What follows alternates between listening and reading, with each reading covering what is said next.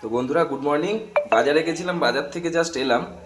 আজকে বাজার থেকে নিয়ে এসেছি কাতলা মাছ, আর নিয়ে এসেছি ইলিশ মাছ।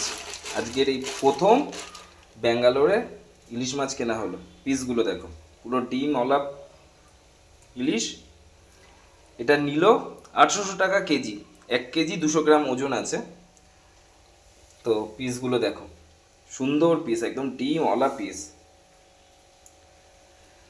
দেখছো, এক একটা পিস দেখো। ওফ, আজ পুরো খাওয়াটা জমে যাবে বন্ধুরা।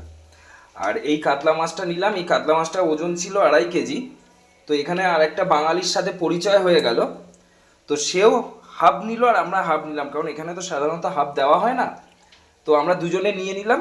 এটা 300 টাকা করে কেজি নিল, 2.5 কেজি ওজন ছিল। উনি হাফ নিল, আমি হাফ নিলাম। তো এই হলো কাতলা মাছ। আর এই হচ্ছে কাতলা মাছের তেলটাও দিয়ে দিয়েছে, দেখো একদম পরিষ্কার তেল। এটা দিয়েও একদিন চচ্চড়ি হয়ে যাবে আমাদের। আর এটা হচ্ছে ডোডোর মাংস। তো এই হচ্ছে আজকের মাছ। আজকে অনেক টাকার মাছ কেনা হয়ে গেছে, প্রচুর টাকার। এখন এটা আমাদের প্রায় 15 দিন চলে যাবে। তো চলো, টাটা। তোমরা কি বাজার করলে কমেন্ট করে জানিও, আর মাছগুলো কেমন হয়েছে প্লিজ কমেন্টে রিপ্লাই দিও। টাটা।